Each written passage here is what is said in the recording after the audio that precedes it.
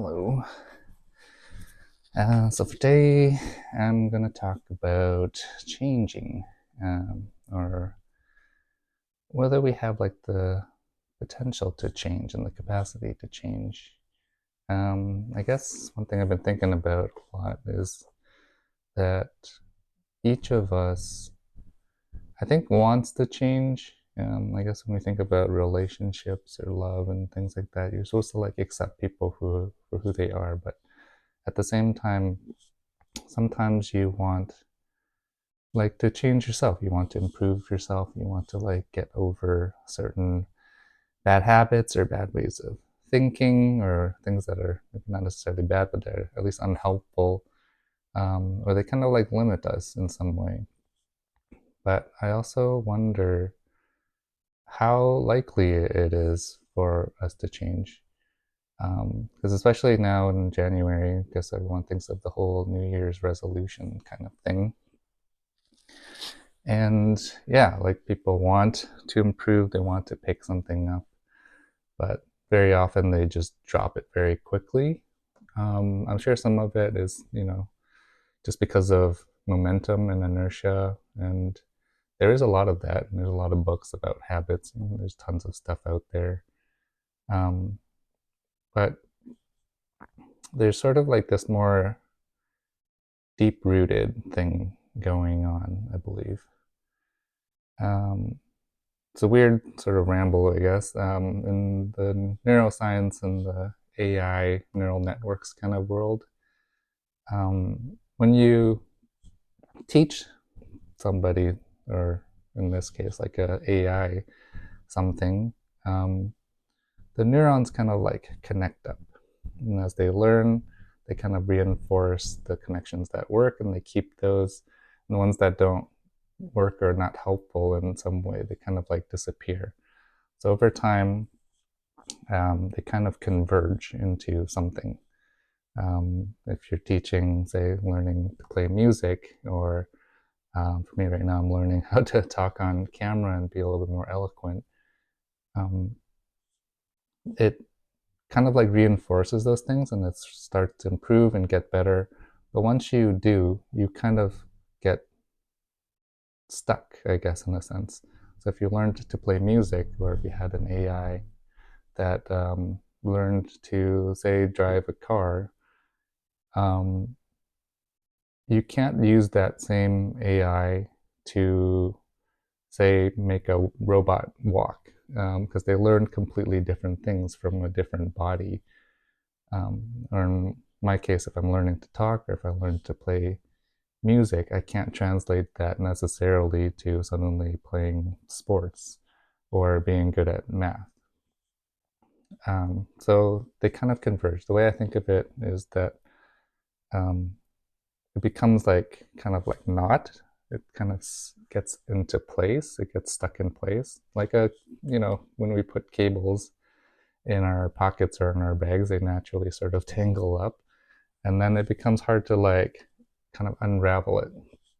A lot of learning and a lot of neuroscience and psychology is sort of based around that, which is once you learn something, whether it's good or bad, whether it's a skill or like a habit or like a thinking pattern or a belief, it kind of tends to stick. And the longer you do it, the longer you reinforce it, the more likely it is to stay.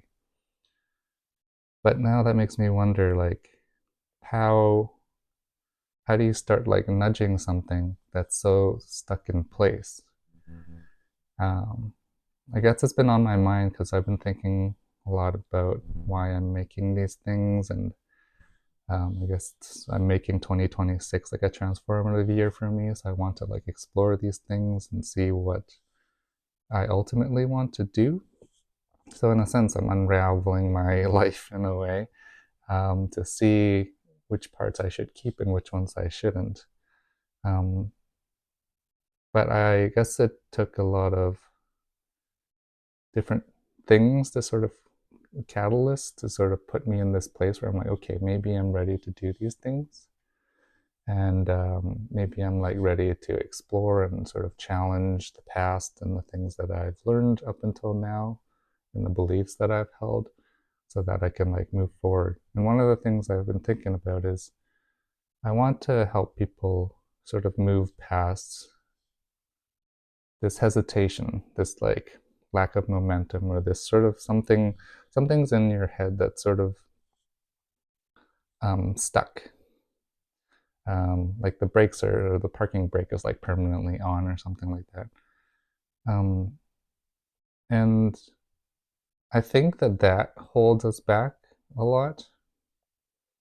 I think we have this notion of wanting to change, wanting to improve, but the logical part of your brain and the emotional part are very different. They run differently. I can tell myself or you or anybody else that you need to do A, B, C, D, E, and you'll be perfect. You can actually understand that logically and even fully subscribe to the belief, like how doctors tell people you need to diet and exercise. That's really like all that we really need to stay and maintain our health most of the time. Um, but it's hard to actually do, and you have to actually practice it in a sort of regular way pretty much for the rest of your life. Um, but we like emotionally don't feel like we're capable, or the idea of challenging certain things um, like makes us feel so afraid or on edge or something like that. There's some sort of tension or friction that's telling you that I don't know if you can really do that. Um, and that's like before your thinking brain even starts using words. You already kind of have this feeling of like, ugh, and you're not sure, and this uncertainty and doubt, I guess. So I guess I'm at that point where I was thinking of combining all of my readings and research and things I'm doing for myself on how to manage and sort of like understand your anxieties and sort of like decompose it into its base components so that you can tackle them one at a time. You can also sort of like lower your overall level of tension to make it generally easier and more open-minded to do things. Um, but ultimately, talking about it and explaining it to people doesn't change that feeling part. It changes like the thinking part. And there, I don't know if there's like a way to really change the feeling part um, through any sort of talking or any sort of content or instructions. Um, because if you don't do it, you never like gain that confidence. So how do you even get to that point where you're willing to try, and you're going to have to fail? You're going to be bad at it. Um, like for example, I don't play hockey, for example, and if I tried it, I would just fall constantly and stumble and get hurt all the time. And you'd have to stick it out until the point where you're like suddenly you can kind of play okay. Um, and even then, you're like, oh, do I want to keep going? Do I want to keep putting myself through this? And when it comes to personal things and anxieties, and fears, and trauma, and pain, and, guilt, self-esteem, like that stuff's even more difficult in some sense for us to tackle because I think we relate a lot of it to our sense of identity and our ego, which is a whole other topic in itself. Um, but even like doing a normal habit like picking up exercise or changing your diet or something is already tricky. So when it comes to even more personal stuff, um, that is almost like at the core of who you are, it makes it even more heavy and weighted. So that's been kind of on my mind of how can you really convince anybody that you can do so? And I'm not sure that there is a way other than by example. I guess I think of it in terms of it's interesting. Jet Li started making a channel and he wants to give his life lessons. Um, and it's cute, and he's working with his daughter and stuff. And it reminds me of my uncle who's unwell right now. Um, but he's kind of been that force in my life. He's allowed me to like talk about things in a safe way and work through whatever deep rooted feelings I have. Um, Even though as I get older, I um, sort of disagree or don't quite align with the way he sees it. But it's always been valuable for me to see someone else who's been trying and seems to be further ahead than me. I guess it's like you can talk about mentorship or um, just like parenting or guidance in the first place. That you kind of have to, I don't know what I'm getting at, but it's like if somebody shows you, or I guess YouTubers or monks or influencers and stuff, if you can see an example of it actually like working, somehow I feel like that helps.